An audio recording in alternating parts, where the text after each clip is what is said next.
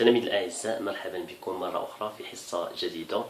في هذه الحصة نحاول إن شاء الله نديروا بعض التمارين حول الدالة العكسية. كما كتشوفوا عندي واحد التمرين هنا. قبل ما نجاوبوا على هذا التمرين، أول حاجة نهضروا على الدالة العكسية، نفهموها، ومن بعد نجاوبوا على هذا التمرين بكل سهولة. كما كتعرفوا الجميع، أي دالة كما كانت، مثلا نعتبر واحد الدالة اف دو اكس معرفة من واحد المجال اي المجال جي، بحيث لكل عنصر اكس من اي عندي واحد الصورة ديال اكس نسميها ايكغيك. فوالا نفهموا هذا التطبيق، هذا يسمى تطبيق، نفهموا هذه الكتابة، بمعنى أن كل دالة كتكون معرفة من واحد المجال لواحد المجال. هذا المجال كيتسمى مجموعة الانطلاق، وهذا المجال كيتسمى مجموعة الوصول. بمعنى أي عدد اختاريناه في هذه المجموعة، أي عدد إكس اختاريناه في المجموعة إي، عنده الصورة ديالو في هذه المجموعة جي. غنعبروا على هذا الشيء بهذه الكتابة هذه: اف دو إكس كتساوي إيكغيك. مهما يكون إكس ينتمي إلى إي، غتكون عندي اف دو إكس كتساوي إيكغيك. هذا الشيء أصلا كيكون عندي. إلا غنربطو هاد الكتابة بالدالة العكسية، شنو غنديرو؟ يعني ضروري نخرجوا واحد الكتابة أخرى من هذه. تصوروا معايا، قلبنا هذا الشكل، هذا الشكل ديال الكتابة قلبناه.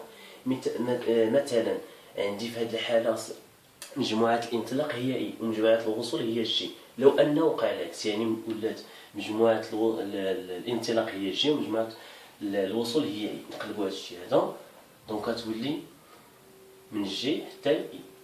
حنا راه كنقلبوا على واحد الدالة كتكون معرفة من جي حتى لإي، يعني العكس ديال هذه. هاد الدالة يعني نسميوها شي حاجة كترميز. هاد الدالة كنرمزو ليها ب اف موانزان، نرمزو لها اف موانزان.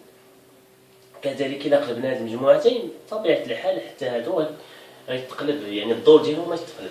دونك غناخدو إيكغيك هنا، والصورة ديالو هو إكس، بمعنى العكس كلشي ديال هاد الشيء هذا. اف دو إكس اف موانزان عفوا معرفة من جي نحو إي، بحيث كل عنصر إيكغيك من جي له صورة إكس من إي. ولكن هاد الشيء اللي كتبت ما عنديش الحق أنني نكتبو إلا في حالة واحدة. أشنو هو هاد الحالة؟ هو يتحقق جوج شروط نهضر عليهم. شنو هما الشروط؟ أن هاد الدالة اف ضروري أنها تكون متصلة على هاد المجال إي، بمعنى الاتصال ضروري أنني نهضر عليه. كذلك واحد الحاجة أخرى، الرتابة. هضرت على الاتصال، دونك حتى اف هنا خصها تكون ضروري رتيبة على هذا المجال إي، بمعنى ممكن تكون تزايدية ولا تناقصية، يا إما تناقصية ولا تزايدية. هذا هو المعنى ديال الرتابة. ملي كتكون عندي اف متصلة على هذا المجال إي أو رتيبة على هذا المجال، عاد عندي الحق نكتب هذه الكتابة. وهذه الدالة اف موانزان هي اللي كتسمى الدالة العكسية ديال هذه الدالة اف. فهذا يعني هاد الشروط اللي ذكرت، الشرطين، اف خصها تكون متصلة وخصها تكون رتيبة على هذا المجال. إلا بغيت نكتبها بحال هذه العبارة في هذا التطبيق هذا، دونك قلنا بالنسبة لهذه الكتابة هذه، قلنا مهما يكون اكس، خدينا اكس في المجال اي، الصورة ديالو غتكون اف لي اكس غتكون في هذا الجي، بمعنى اف لي اكس كتساوي ايكغيك. هاد ايكغيك هو اف دي اكس. فوالا. بحال هاد الكتابة غنحاول نكتبوها هنا، مهما يكون. اش غناخدو في هاد الحالة؟ العكس ديال هذيك تماما، يعني مهما يكون ايكغيك ينتمي إلى جي، فإن أنا الدالة بدلتها سميتها اف موانزان، فإن اف موانزان ديال اش، ماشي ديال اكس، ديال ايكغيك كيساوي اكس. واضح، حيت هاد اكس هنا هو الصورة ديال ايكغيك بالدالة اف موانزان دو ايكغيك. دونك هذا هو المعنى ديال المفهوم ديال هاد الدالة العكسية. فهاد التمرين اللي عندي هنا يعطيني واحد الدالة اف دو اكس. شنو هو السؤال؟ بين أن الدالة اف تقبل دالة عكسية. فهاد الشروط اللي ذكرت سالفا أن الدالة اف تقبل دالة عكسية في حالة واحدة، اللي هي أن اف خصها تكون متصلة على اي وتكون راتبة على اي. في نظركم هنا اي واش نشوفوا هذا المجال اي واش عندي هنا باش نشوف نبين فيها جوج شروط. عندي الدالة هي كالتالي، ليكسبرسيون ديالها جذر اكس زائد جوج.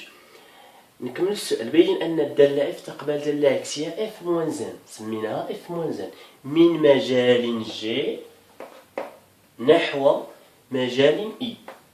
هاد اي هو يعني مجموعة الانطلاق ديال اف. دونك شنو خصني نبين هنا باش نقول راه كتقبل دالة عكسية؟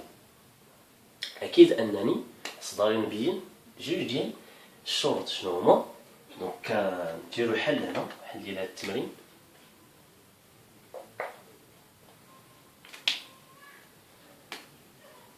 الدالة اف باش نبينو بلي الدالة متصلة على مجال، غنهضرو على الاتصال على مجال، بمعنى ضروري نحدو مجموعة التعريف ديال هاد الدالة اف. اكس ينتمي الى ضد اف تكافي ان قلنا هادي جذر، دونك ما بداخل الجذر خص يكون موجب. دونك اكس زائد جوج خص يكون موجب او يعني اكبر او يساوي، حيت ما عنديش في المقام باش نقول يخالف صفر، وبالتالي اكبر او يساوي. دونك تكافي ان اكس بكل بساطه ناقص جوج، وهذا ما جاش كيعني يعني جميع الاعداد اللي كبر من ناقص جوج، بمعنى من ناقص جوج حتى زائد مالنيه، بمعنى ان ضد اف كتساوي بالنسبه لناقص جوج داخله، حيت عندي تساوي هنا ناقص جوج حتى زائد ما لا نهايه. هذه هي مجموعه التعريف. هذه الداله كما كتلاحظ بحال قلتي جذر ديال واحد الداله اكس زائد جوج كي دايره، هي داله متصله على ار. علاش؟ حيت اكس زائد جوج داله حدوديه، دونك داله متصله. وكنعرفو هنا ندير واحد التذكير، بمعنى جذر اف الا كانت اف متصله، دونك جذر اف متصله يعني خص ضروري تكون هذه كبر من صفر. الا كانت اف كبر من صفر الشرط تكون اف داله موجبه. هنا في هذا المجال شنو هو المجال اللي كنهضروا عليه؟ هذه الداله اللي كاينه لداخل يعني اكس زائد جوج راها موجبه في هذا المجال، يعني كما كتلاحظوا اكس زائد جوج متى كيكون موجب نتوما كتلاحظوا في ناقص جوج زائد مالنيه، بمعنى ان هذه الداله موجبه على ضد اف، وبالتالي الا درنا لها جذر حسب هذه الخاصيه اللي قلت هنا، فان جذر اكس زائد جوج كذلك متصله. نقولوا باللي اذا جذر اكس بمعنى اف متصله على ناقص جوج زائد ما لا نهايه. المطلوب هو صفر زائد ما لا نهايه. امتى كتكون الداله متصله على هذا المجال؟ ملي كيكون المجال اللي عندنا ضمن هذه المجموعه التعريف. دونك صفر زائد ما لا نهايه واش ضمن هذه المجموعه التعريف؟ غنديروها. دونك عندي ناقص جوج حتى زائد ما لا نهايه. دونك هذا هو المجال ديال مجموعه التعريف. هذه هي مجموعه التعريف ديال دي دو اف. فين هو المجال اللي عطاني؟ هو صفر ناقص جوج ناقص واحد، دونك نعتبر صفر هو هذا، من صفر حتى زائد ما لا نهايه. كما كتلاحظ هذا اللون الاحمر ضمن هذا اللون الاسود، بمعنى انه من صفر حتى زائد ما لا نهايه اللي سميتو اي، يعني هذا المجال راه ضمن مجموعه التعريف دي دو اف. وبالتالي غنقولوها بما ان مجال سميناه اي، بما ان اي ضمن دي دو اف، فإن اف كذلك غتكون متصلة على اي، حيت اي ضمن مجموعة التعريف. أول حاجة قلنا راه بينا الاتصال. غتبقى لنا واحد الحاجة أخرى، أشنا هي؟ دونك الاتصال واضح. قلنا الشرط الأساسي كذلك واحد الشرط من الشرطين باش تحقق عندي هذه الدالة العكسية هو الرتابة. دونك باش نحددو الرتابة ضروري انني ندير الدالة المشتقة. دونك الدالة المشتقة ضروري منها هذه الاتصال. لدينا ولا نحددو يعني نكتبو باش نعرفو شنو نديرو. رتابة رتابة الدالة اف. فوالا هنا غنحددو الرتابة. كيفاش كنحدوها؟ عن طريق الدالة المشتقة. لدينا اف بريم دو اكس كتساوي هادي جذر. كتعرفوا بلي جذر واحد الدالة نعتبر بلي عفوا اكس زائد جوج هي واحد الدالة داخل الجذر. هي الشق ديالها هو ما بداخل الجذر بريم، يعني اشتقاق ديال ما بداخل الجذر على جوج جذر ديك الدالة. فوالا إلا جينا باش نحسبو هاد الاشتقاق، الشاق ديال إكس بطبيعة الحال غيكون واحد، الشاق ديال جوج هو صفر، وبالتالي هادي غتكون واحد على جوج جذر إكس زائد جوج. كما كتلاحظوا هنا هاد نردو البال مزيان، عندي ناقص جوج داخله في المجال في مجموعة التعريف. إلا عوضنا ناقص جوج في هاد إكس غيعطينا صفر في المقام، وبالتالي الشرط باش نحسبوا مجموعة التعريف خصنا نديرو هاد الشرط مهما يكون. هادي مهما يكون إكس ينتمي ما عندوش مجموعة التعريف، وإنما مجموعة التعريف باستثناء ناقص واحد، أو دير هاد المجال المفتوح اللي هو ناقص جوج حتى زائد ما لا نهاية. فوالا هذا شرط أساسي. مجموعة التعريف عفوا الدالة المشتقة حددناها. نشوفوا دابا واش هاد الدالة رتيبة يعني واش تزيدية ولا تناقصية. كما كتلاحظوا في هذا المجال هذا في الدي دو اف، او ناخذوا بشكل خاص هذا المجال اي اللي هو صفر زائد ما للنهايه. كما كتلاحظوا الاكس موجب، الا زدنا عليه جوج غيكون موجب، يعني المقام عندي موجب. الا ضربنا في هذا العدد الا ضربنا في جوج دونك موجب، ضروري يكون موجب.